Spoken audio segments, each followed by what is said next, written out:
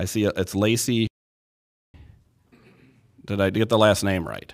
All right, awesome.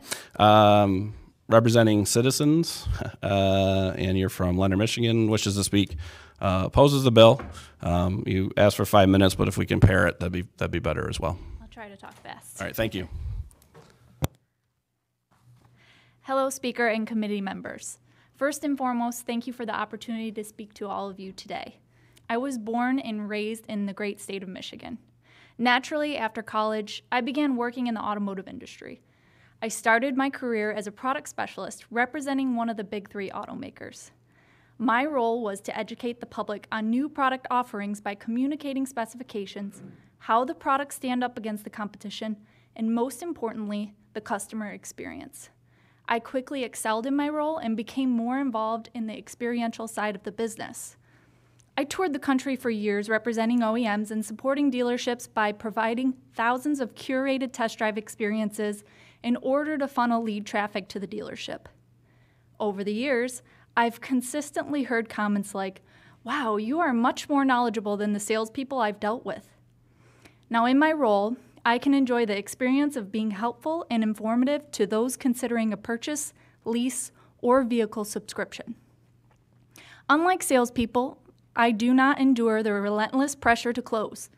This approach lends itself to delightful exchanges. Wouldn't it be great if this is what always happened when shopping for a car? And that's what it's like to buy direct from non-commissioned salespeople. Over the last few years, I've primarily contributed by training dealership staff and OEM personnel. I've worked inside hundreds of dealerships across the US and Canada. In densely populated territories dominated by high-volume, omni-brand mega dealer groups, the turnover in sales departments is staggering. Over the years, vehicle salespeople have seen their workloads increase while their compensation decreases. Consequently, it is rare to find a salesperson who has the luxury of committing to only one vehicle brand and cultivating years of expertise. Many dealer groups offer several competing brands, and the brands themselves have rules about how close locations can be to one another.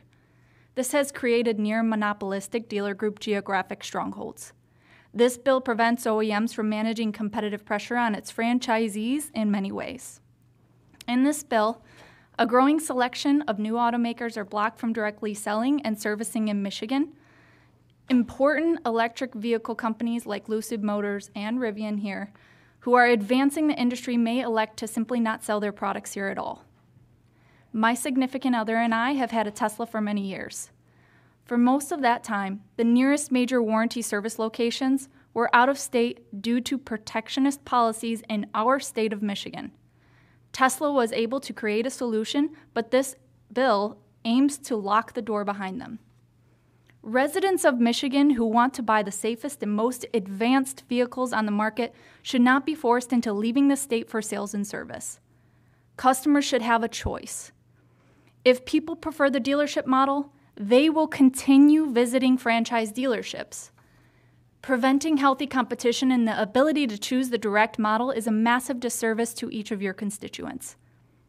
In this bill, new automakers cannot advertise or publicly display their vehicles for test drives without being automatically forced into the dealer franchise model. Therefore, Michiganders won't have the exposure or opportunity to learn about products from new automakers in a way that boosts local economies and the people like me who facilitate such events. Those of us who are concerned about the damaging effects of climate change should be as free to explore long-range electric vehicles coming in 2021 and 2022 as other drivers. In this bill, automakers can ask dealerships to invest in improvements in order to set themselves apart from similar dealerships. This does not promote competition, and the customer ultimately suffers. Last year, we made a $1,000 deposit to buy an electric truck from a new Michigan-based automaker called Rivian. It is possible that our state dealerships laws may be too costly for them to do business here. If they decide not to establish retail and service presence here, I'll probably cancel the order and buy a truck made by Tesla from California instead. In closing, this bill could place our state years behind in our advancement to a healthier and cleaner Michigan by eliminating our choices for reliable and responsible products. I thank you for your time and attention. Okay. Representative Robbie. It will be brief. I just want to emphasize one thing. In the testimony, you said that it would be too costly to set up dealerships in the It state of could Michigan. be. Okay, thank you. I just wanted to, I'll come back to that later. All right, thank you. Any other questions? Thank you for your time. Thank you. Yes.